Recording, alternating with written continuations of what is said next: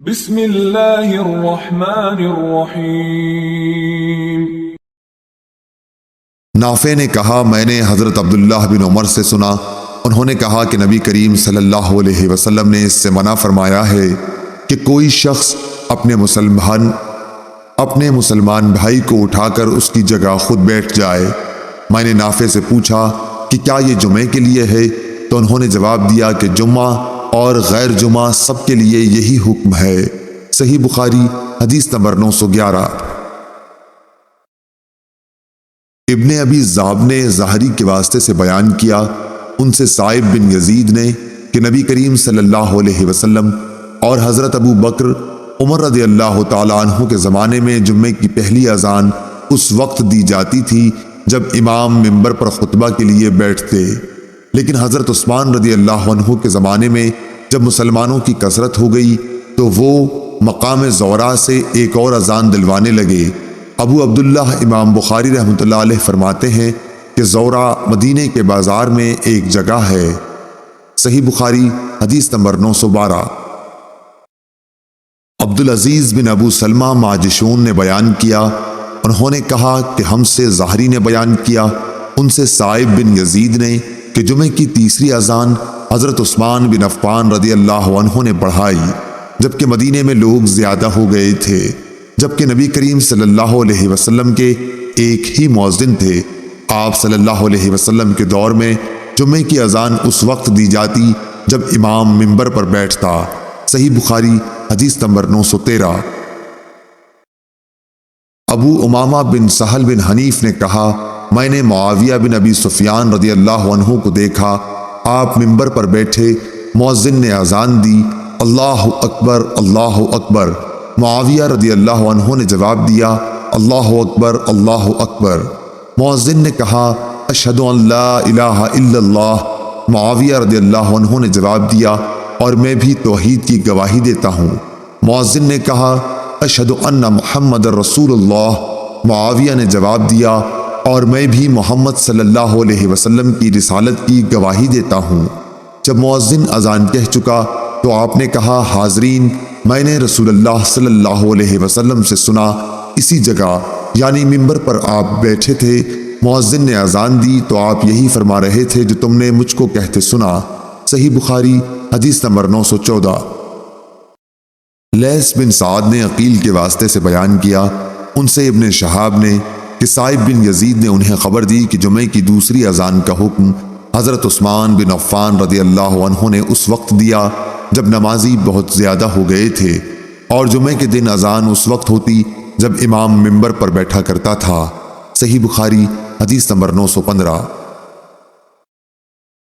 عبداللہ بن مبارک نے خبر دی، انہوں نے کہا کہ ہم کو یونس بن یزید نے ظاہری سے خبر دی، انہوں نے کہا کہ میں نے سائب بن یزید رضی اللہ عنہ سے یہ سنا تھا کہ جمعے کی پہلی اذان رسول اللہ صلی اللہ علیہ وسلم اور حضرت ابو بکر اور حضرت عمر رضی اللہ عنہ کے زمانے میں اس وقت دی جاتی تھی جب امام منبر پر بیٹھتا۔ جب حضرت عثمان بن عفان رضی اللہ عنہ کا دور آیا اور نمازیوں کی تعداد بڑھ گئی تو آپ نے جمعے کے دن تیسری اذان کا حکم دیا۔ یہ اذان مقام زورا پر دی گئی اور بعد میں یہی دستور قائم رہا۔ صحیح بخاری حدیث نمبر 916۔ ابو حازم بن دینار نے بیان کیا کہ کچھ لوگ حضرت سہل بن سعد سعدی رضی اللہ عنہ کے پاس آئے، ان کا آپس میں اس پر اختلاف تھا کہ منبر نبوی علی صاحبہ صلاۃ والسلام کی لکڑی کس درخت کی تھی، اس لیے سعد رضی اللہ عنہ سے اس کے متعلق دریافت کیا گیا۔ آپ نے فرمایا خدا گواہ ہے میں جانتا ہوں کہ منبر نبوی کس لکڑی کا تھا۔ پہلے دن جب وہ رکھا گیا اور سب سے پہلے جب اس پر رسول اللہ صلی اللہ علیہ وسلم بیٹھے تو میں اس کو بھی جانتا ہوں۔ رسول اللہ صلی اللہ علیہ وسلم نے انصار کی فلاں عورت کے پاس جن کا حضرت سعد رضی اللہ عنہ نے نام بھی بتایا تھا آدمی بھیجا کہ وہ اپنے بڑھئی غلام سے میرے لیے لکڑی جوڑ دینے کے لیے کہیں تاکہ جب مجھے لوگوں سے کچھ کہنا ہو تو اس پر بیٹھا کروں۔ چنانچہ انہوں نے اپنے غلام سے کہا اور وہ غابہ کے جھاؤ کی لکڑی سے اسے بنا کر لایا۔ انصاری خاتون نے اسے رسول اللہ صلی اللہ علیہ وسلم کی خدمت میں بھیج دیا۔ حضور صلی اللہ علیہ وسلم نے اسے یہاں رکھوایا۔ میں نے دیکھا کہ رسول اللہ صلی اللہ علیہ وسلم نے اسی پر کھڑے ہو کر نماز پڑھائی، اسی پر کھڑے کھڑے تکبیر کہی، اس پر رکوع کیا، پھر الٹے پاؤں لوٹے اور ممبر کی جڑ میں سجدہ کیا، اور پھر دوبارہ اسی طرح کیا۔ جب آپ نماز سے فارغ ہوئے تو لوگوں کو خطاب فرمایا، لوگو، میں نے یہ اس لیے کیا کہ تم میری پیروی کرو اور میری طرح نماز پڑھنی سیکھ لو۔ صحیح بخاری حدیث نمبر 917۔ یحییٰ بن سعید نے خبر دی، کہا کہ مجھے حفص بن عبداللہ بن انس نے خبر دی، انہوں نے جابر بن عبداللہ رضی اللہ عنہ سے سنا کہ ایک کھجور کا تنا تھا جس پر نبی کریم صلی اللہ علیہ وسلم ٹیک لگا کر کھڑے ہوا کرتے تھے۔ جب آپ کے لیے ممبر بن گیا، آپ نے اس تنے پر ٹیک نہیں لگائی تو ہم نے اس سے رونے کی آواز سنی جیسے 10 مہینے کی گابن اونٹنی آواز کرتی ہے۔ نبی کریم صلی اللہ علیہ وسلم نے ممبر سے اتر کر اپنا ہاتھ اس پر رکھا، تب وہ آواز موقوف ہوئی، اور سلیمان نے یحییٰ سے یوں حدیث بیان کی کہ مجھے حفص بن عبید اللہ بن انس نے خبر دی اور انہوں نے جابر سے سنا۔ صحیح بخاری حدیث نمبر 918۔ ابن ابی ذئب نے بیان کیا، ان سے زہری نے، ان سے سالم نے، ان سے ان کے باپ نے فرمایا کہ میں نے نبی کریم صلی اللہ علیہ وسلم سے سنا، آپ صلی اللہ علیہ وسلم نے ممبر پر خطبہ دیتے ہوئے فرمایا کہ جو جمعے کے لیے آئے وہ پہلے غسل کر لیا کرے۔ اس حدیث سے ممبر ثابت ہوا۔